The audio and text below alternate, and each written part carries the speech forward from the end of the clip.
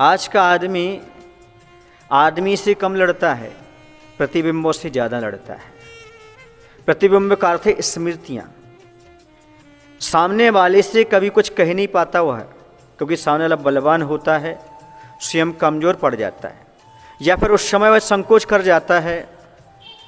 वह क्या करता है, किसी व्यक्ति ने यदि कभी जीवन में पहले भूतकाल में उसे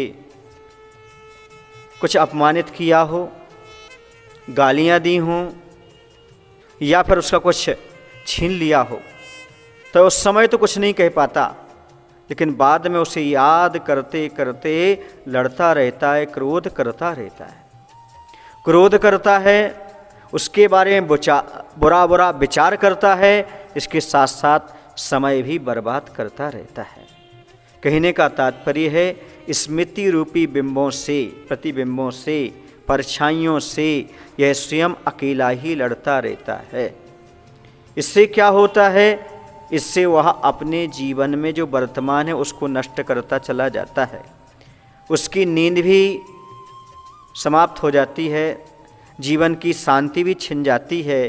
फिर पता नहीं आदमी ऐसा क्यों करता है, उसे कौन सा सुकून मिलता है, क्योंकि वह स्मृतियों को भूल नहीं पाता है। ऐसी एक कहानी है, रूपक जैसी है, आप इसे समझेंगे। मगध देश के अंतर्गत एक राजगृह नाम की नगरी है। उस राजगृह नगरी को आप जानते हैं, जहाँ पर विपुलाचल पर्वत और जहाँ पर भगवान महावीर का समोषण आया हुआ था। तो वहाँ पर राजा सैंडिक राज्य करते थे। उनकी रानी थी चेल्ला रानी। उनका एक पुत्र था जिसका नाम था अभय कुमार, जो कोई भी किसी भी समस्या का समाधान नहीं कर पाता था।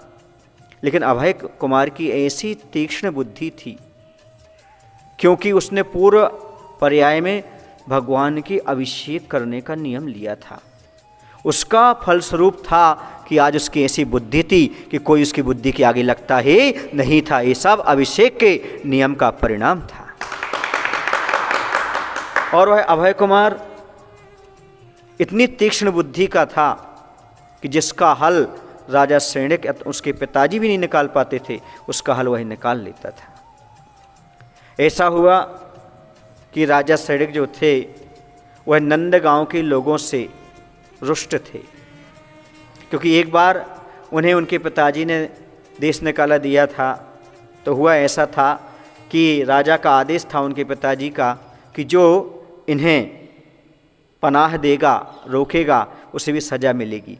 इसलिए डर से राजकुमार सैंडिक को किसी ने रोका नहीं था उस नंदगांव में।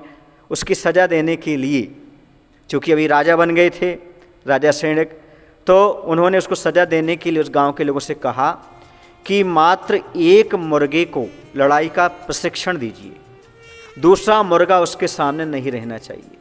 मात्र एक मुर्गा ही मुर्गे से लड़ना सीख जाए, ऐसा कुछ करो।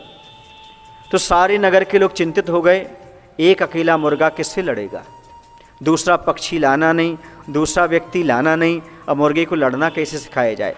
जैसे आदमी को है ना, आदमी को लड़ना सिखाना नहीं पड़ता, अब उसे कैसे सिखाया जाए। तो सब परेशान थे। लेकिन वहाँ से गुजरते हुए जा रहे थे अभय कुमार।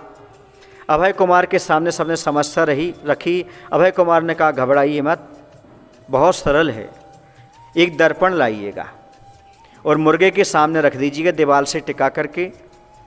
मुर्गा बस उस आईने में, उस दर्पण में अपनी तस्वीर देखेगा, प्रतिबिंब देखेगा और लड़ना शुरू कर देगा, और वो लड़ते लड़ते सीख जाएगा। और ऐसा ही हुआ, आईने सामने रख दिया गया और वह उससे लड़ता रहा और वह बहुत बड़ा लड़ाकू हो गया और राजा के सामने उन्होंने प्रस्तुत कर दिया। नंदगांव के लोगों को इसकी भूरी भूरी प्रशंसा मिली और उन्हें पुरस्कार भी राजा ने प्रदान किया कि जो कार्य असंभव था इन्होंने कर दिखाया। लेकिन यहाँ पर ये मात्र रूपक है, कहानी शिक्षा ये हमें लेनी है कि वास्तव में जैसे मुर्गा अकेला प्रतिबिंब से लड़ता रहता है, ऐसे ही इंसान भूत की स्मृति रूपी प्रतिबिंब से हमेशा लड़ता रहता है। हमें समझना है कि जिसको लड़ना है उसे दूसरे व्यक्ति की आवश्यकता नहीं पड़ती, वह भूतकाल को याद करके ही लड़ता रहता है।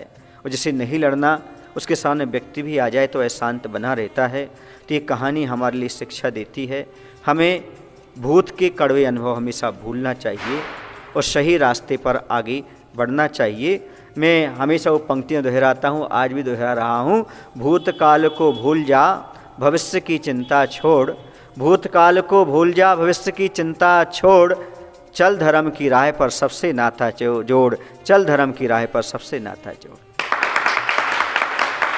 बोले महावीर भगवान की जय। आचार्य विद्यासागर जी महाराज की जय।